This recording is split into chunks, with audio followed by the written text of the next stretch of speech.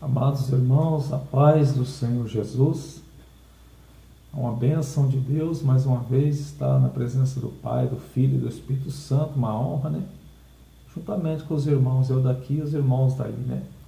Amados irmãos, eu quero ler uma palavra hoje, aqui no livro de Mateus, capítulo 24, vamos ver o versículo aqui, capítulo 24, versículo 36 a seguir. Amém?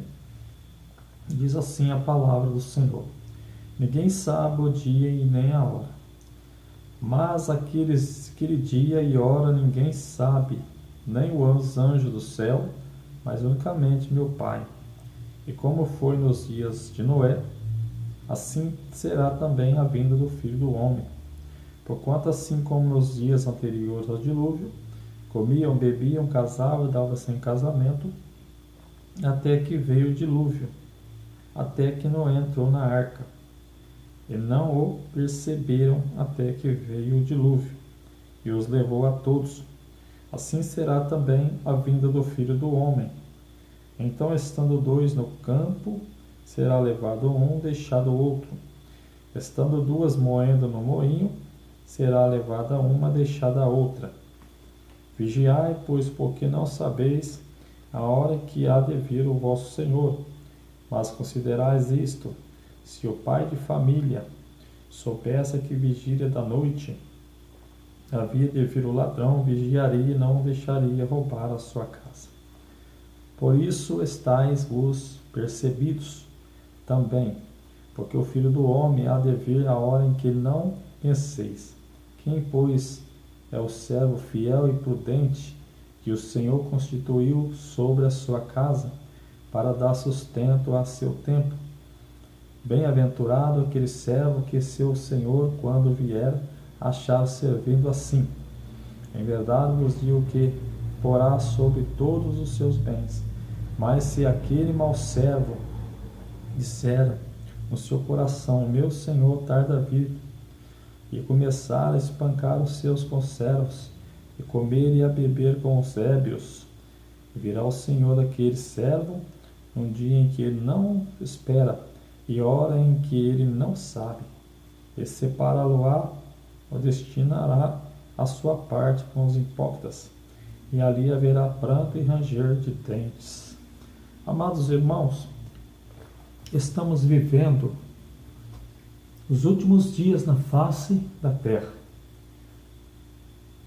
Nós que lemos a palavra, as profecias, vemos cumprir a cada dia a palavra de Deus. Os rumores de guerras, né? Terremotos, furacões, doenças incuráveis, vírus, fome, a terra assolada, destruição em massa, né? Vemos aí o alvoroço no meio político, uma coisa assim que nunca se viu, né? No meio político. As sociedades estão todas perdidas porque não sabem mais o que fazer, né? Tudo se cumprindo, meus irmãos, para o fim, como Jesus está mostrando aqui, né? A apostasia já veio, a frieza espiritual, a falta de amor, a falta de emprego, a miséria toma conta da terra, a falta de amor toma conta da terra, a mortandade toma conta da terra, a desunião toma conta da terra. Até mesmo dentro das igrejas, hoje você não pode mais pregar o verdadeiro evangelho conforme podia pregar antes. Você prega um evangelho verdadeiro, o outro já debate contra, porque não aceita mais, já se corrompeu, né? E aqui o Senhor nos alerta muito bem que o dia e a hora ninguém sabe. Mas quando vê tudo isso, ficar atento, né? Porque nós já estamos vivendo os dias da apostasia. O segundo passo agora é o aparecimento do anticristo, do iníquo, que é onde fala em 2 Tessalonicenses, né, capítulo 2 a seguir ali. E já é a grande tribulação. Nós estamos beirando a grande tribulação. Nós estamos para entrar na grande tribulação, para se dar o arrebatamento, né? Porque as coisas estão caminhando por fim. E aqui o Senhor nos alerta para nós ficar atento, para nós não sabe a hora, o dia que Ele vai voltar. Se nós soubesse, nós fazer um concerto aí um mês antes, mas nós não sabemos, né? Então Ele vai pegar nós desapercebido, Ele vem como ladrão, né? Na hora que ninguém espera. Então, meus irmãos, a gente olhando a Bíblia, as profecias, olhando em redor o que está acontecendo, reino contra reino, nação contra nação, filho contra pai, pai contra filho, né? Miséria, mortes em massa e tantas coisas que os irmãos já sabem, a gente vê cumprimento da palavra de Deus e o fim chegando. E é momento, meus irmãos, de nós olhar para cima, de nós ficar atentos, ficarmos pegos na palavra de Deus, né? Pregando o verdadeiro evangelho, o evangelho do reino, porque o Senhor Jesus diz, quando o evangelho do reino for pregado aos 4 cantos da terra, aí virá o fim. Que evangelho é esse do reino que ele está dizendo? Aquele evangelho verdadeiro, não é o evangelho contaminado que está tendo muitos que estão pregando hoje. O evangelho verdadeiro, o evangelho que liberta, o evangelho que transforma, o evangelho que ele vai de encontro contra o pecado, né? Ele liberta a pessoa daquilo que está fazendo. Ele transforma a pessoa daquilo que está fazendo errado. E não é um evangelho que chega e fica parado naquilo, não. Ele é um evangelho que chega, ele vai na ferida do pecado, limpa aquela ferida do pecado e liberta aquela pessoa das algemas, da prisão daquele pecado. E aí a pessoa é liberta. Então esse é o evangelho do reino, o evangelho que é transformador, o evangelho que transforma, o evangelho que liberta, o evangelho que salva, né? Que leva o homem e a mulher para o céu. Não é o evangelho que está sendo pregado por muitos aí, que está sendo só um evangelho assim light, um evangelho que ele não traz transformação. Ele enche igrejas de pessoas, mas ele não transforma as pessoas que estão ali dentro. Então é esse evangelho que Jesus está falando, o evangelho do reino, o evangelho que Jesus veio pregar aqui na terra, morreu por causa desse evangelho. Jesus não trouxe um evangelho para agradar as pessoas, Jesus trouxe um evangelho para libertar as pessoas. Há pessoas que chegam na igreja e falam assim, eu quero ouvir isso. Não, você não tem que ouvir o que você quer ouvir. Eu não tenho que ouvir o que eu quero ouvir. Quando eu chego na presença de Deus, eu tenho que ouvir o que Deus quer que eu ouça. Eu tenho que ouvir, receber aquela comida que o Senhor quer trazer para mim. Seja ela calma, seja ela dura, né?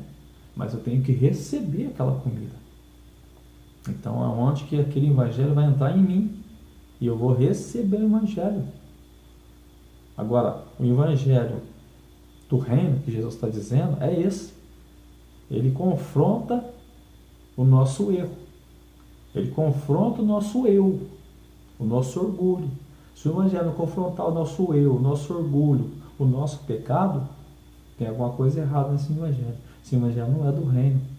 O evangelho é contaminado. Então, meus irmãos, vamos ficar atentos à volta de Jesus.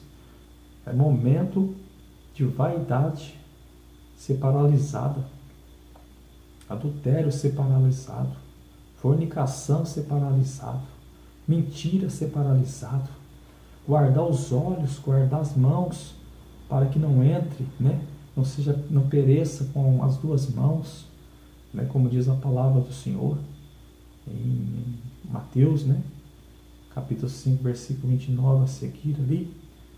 Essas palavras de Jesus, se nós seguir ela, nós vamos ser salvos.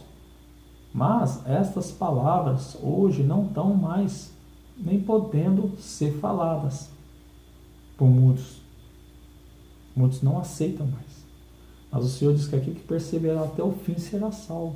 Então nós temos que perseverar no evangelho de transformação, o evangelho do reino até o fim, né? Gostem ou não gostem, aceitam ou não aceitem, mas nós temos que pregar o evangelho do reino, até porque é o dever nosso. Se nós não pregarmos o evangelho que transforma as pessoas vão perecer e a culpa vai ser nossa. O Senhor diz bem claro na palavra dele, Ezequiel, que o atalaia tem que tocar a trombeta. E se a trombeta for tocada, a pessoa que não ouviu, o sangue, se não quiser ouvir, o sangue será contra a pessoa. Mas se o atalaia ou o profeta não tocar a trombeta, o sangue será contra o atalaia. Está bem claro? Então nós temos que tocar a trombeta, avisar o povo do perigo que está vindo aí, da grande tribulação, da volta de Jesus e do perigo eterno. Então, meus irmãos, é tempo de nós ficar firme, é tempo de nós ter amor um pelos outros, é tempo de nós, aleluia, abraçar as almas perdidas, abraçar a palavra de Deus e ficar firme, porque já estamos vendo aí, chegando o fim está chegando, meus irmãos. O fim vem, o fim está chegando.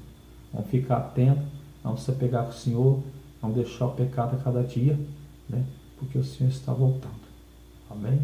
Deus abençoe a todos, fiquem todos na paz do Senhor Jesus. Amém, amém, amém.